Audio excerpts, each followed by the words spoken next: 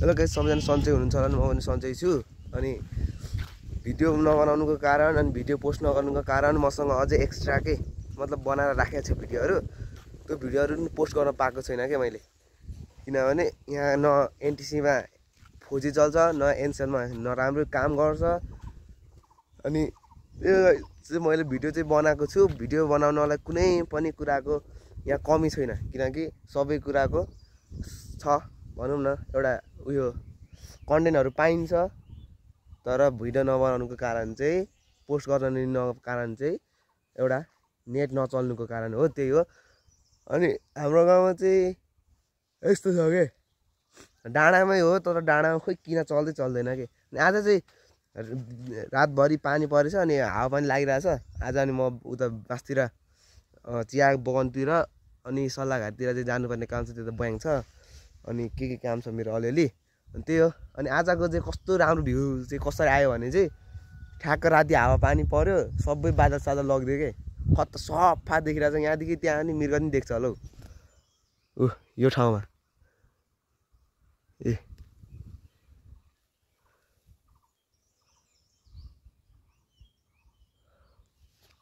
यस्तो दामी भ्यू देखिरहेछ कि यहाँभन्दा नि अझ त्यहाँ चाहिँ दामी भ्यू देख्छ कि। यहाँ किनभने पानी आउनुमा त यहाँ डाँडा छ नि त, सब देखिन्छ लमसम। किन अहिले चलायो भने चाहिँ नेट चलायो, किनभने यहाँ केहीको इस्यु हुन्न कि, बादलको पनि इस्यु हुन्न। अनि मकै चाहिँ उमेर यस्तो यस्तो भइसक्यो यता गाउँतिरको। अनि यिनीहरू चाहिँ हामीले नै जोत्दिया हो, किनभने जोत्नलाई कुनै काम छैन। ल यो चाहिँ काकाको बारी हो, फेरि काकाको बारी हो। त्यसले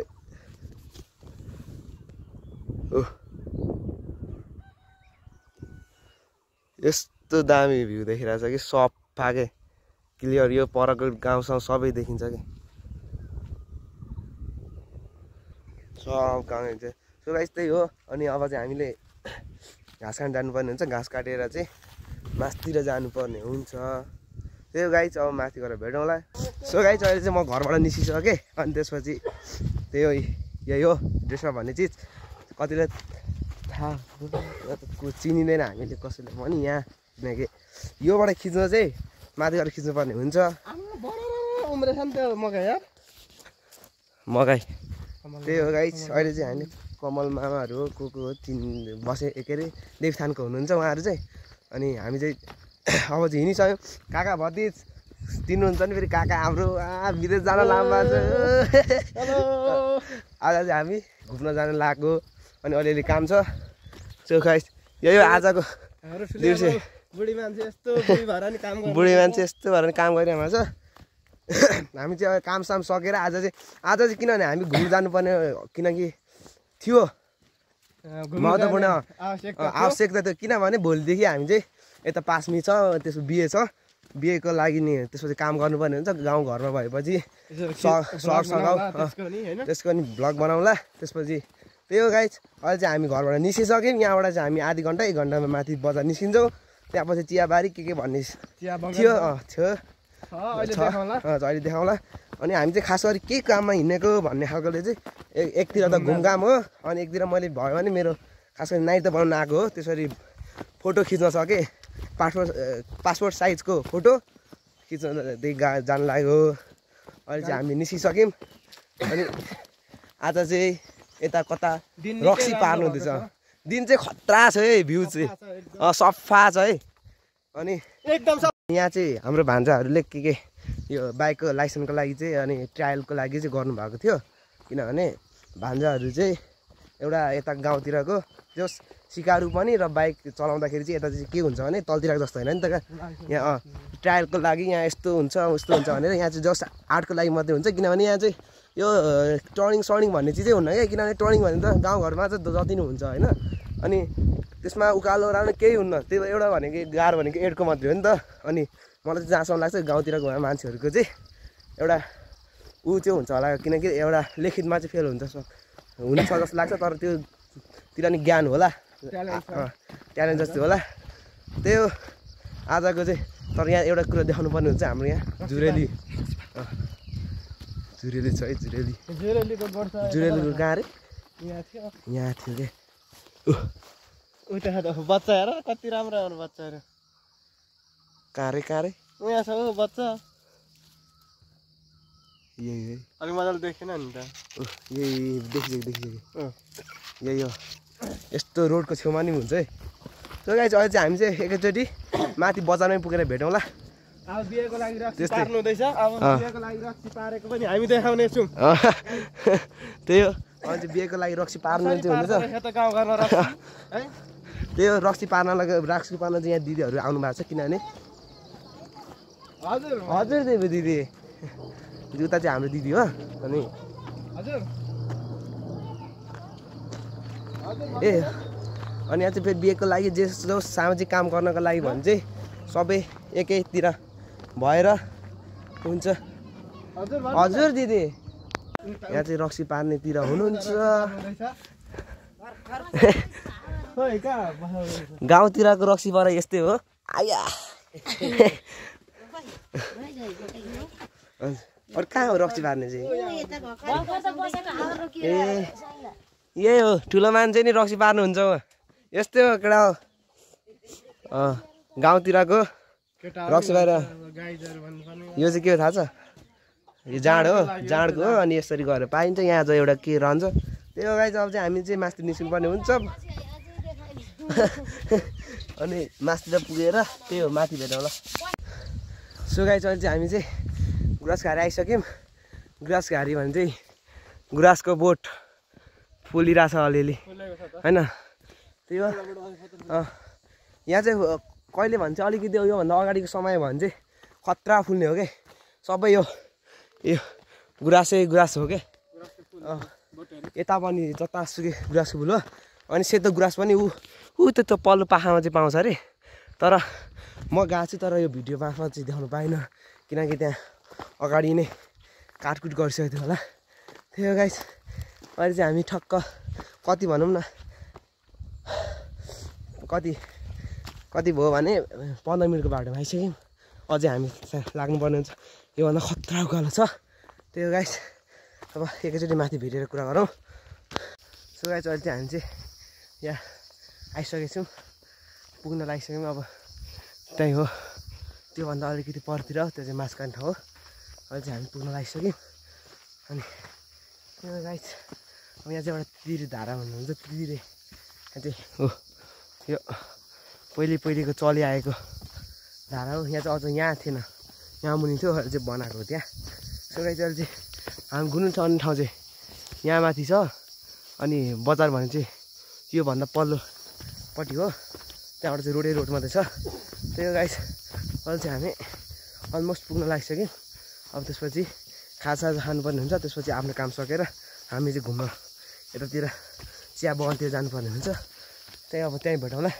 अनि यहाँ चाहिँ गाउँ भएर पनि जस फोहोरको सदुपयोग चाहिँ गरेछ है यसरी लिएर होइन के हुन्छ अलिकति सक्दो गरेछ सिकेर यत्तिको धारा आउँछ यहाँ मुखसुख धुनुपर्ने हुन्छ अनि हामी चाहिँ लाग्नुपर्ने हुन्छ ठेडी पनि यही छ यहाँ त धाराको छोपिहालेछ छोपिहालेछ अनि त्यो गाई चाहिँ अब चाहिँ हामी एकैचोटि खाजा खाने ठाउँमा हुन्न होला त्यो एकैचोटि हामी चाहिँ घुम्ने ठाउँ भेटिन्छ पानी चाहिँ यहाँको ओभर चिसो हुन्छ है मिठो पनि हुन्छ है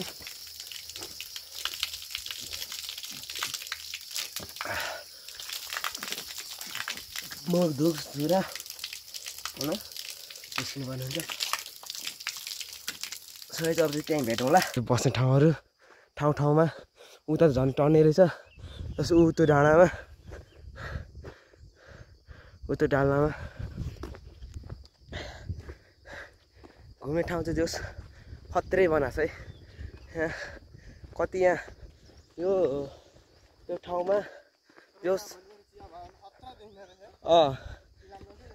त्यही भने र यहाँ चाहिँ अर्को मेन कुरो भनेको चाहिँ यहाँ कस्तो छ भने चाहिँ सबसे हाईमा के छ यो डाँडामा के किनकि डाँडाले गर्दाखेरि यतातिर बस्नु मिल्ने यतातिर पनि बस्नु मिल्ने अनि अझ डाँडाले गर्दाखेरि यो त्यही सबसे डाँडा यो छ अनि त्यसपछि अझ चिया रोपेर यो यहाँबाट चिया देखेर चाहिँ यो बुजुर्ग चाहिँ सबै चिया भवन हो अनि यहाँ चाहिँ यस्तो अझ सिडी राखेको छ होइन अनि डाँडामा अब जस्तै अब डेटिङ डाँडा जस्तै बनाइरहेछ। गर्लफ्रेन्डहरू हुनेहरू चाहिँ आउनु सक्नुहुन्छ है, बोयफ्रेन्डहरू गर्लफ्रेन्डहरू लिएर आउनु सक्नुहुन्छ। अनि त्यही हो, हामी त अब गर्लफ्रेन्ड र बोयफ्रेन्ड, गर्लफ्रेन्ड छैन होइन त तामाङ सर। त्यही भएर आज काका भतिजको चाहिँ जस यसो टुर। अनि एउटा काठमाडौँदेखि आएको एउटा कति पछि आइन्छ कस्तो हुन्छ त्यो थाहा छैन। त्यसपछि घुम्न भन्ने सिद्धान्तले नआएको हामी चाहिँ। अनि यस्तो छ कि डाँडा यस्तो छ कि दामी भन्न छ। बस्ने ठाउँदेखि लिएर सर ए यहीँ होला चण्डीहरू के गर्ने होला, अझै यहाँ पिकनिक स्पोट पनि होला सायद होइन। बस्ने ठाउँदेखि लिएर डाँडा भ्यूहरू हेर्न, भ्यू हेर्न नि मजा आउने खालको। यो भ्यू चाहिँ सायद देख्नै पाउँदैन क्या, किनभने यहाँ चाहिँ डाँडा नि छ अनि कुहिरो पनि आउने सम्भाव धेरै हुन्छ। तर कुहिरो नै आउँछ। आज चाहिँ पानीको कारणले गर्दा, हावाको कारणले गर्दा सफा के आनन्द खालको ठाउँ छ।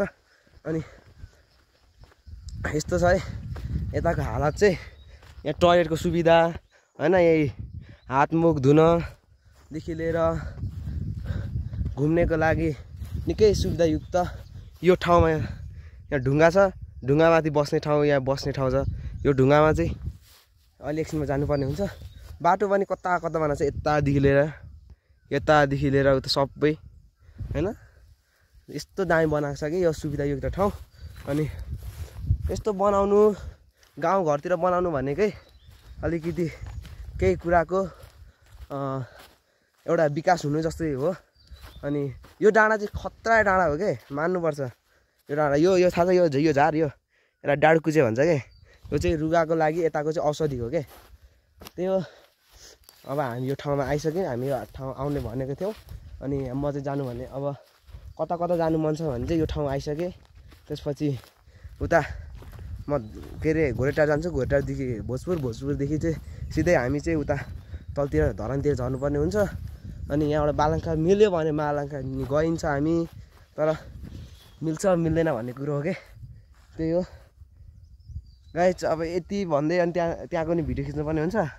अनि यहाँ फोटोसोटो खिच्नुपर्ने हुन्छ, भिडियोहरू बनाउनु पर्ने हुन्छ। भिडियो चाहिँ जस्ट टिकटकको लागि चाहिँ भिडियोहरू बनाउनु पर्ने हुन्छ। अनि युट्युबको लागि भइरहेछ नि होइन अहिले, त्यसपछि टिकटकको लागि बनाउनु पर्ने हुन्छ। अनि त्यही हो गाइस, लास्ट रमाइलो भइरहेछ। के भन्नुभयो अरे? अनि यस्तो दामी रमाइलो भइरहेछ कि खुल्लामा आनन्द आउने खालको के, एक्लै बस्नु खालको सुनसानकै जग्गा, केही छैन। चराचुरुङ्गीको आवाज, झाउकिरीको आवाज दामी छ। अब चाहिँ हामी टिकटक भिडियोहरू के बनाएर बस्नुपर्ने छ। गाइस अहिले चाहिँ हामी यहाँ यो डाँडामा आइसकेको छु। यो डाँडामा नि खतरा रहेछ कि, त्यहाँ थियौँ अघि हामी, यहाँ आइसक्यौँ होइन। अनि यहाँ चाहिँ यस्तो दामी आइरहेको छ कि यहाँबाट चाहिँ अलिक जोस खुल्ला जस्तो के आनन्द आउने खालको होइन।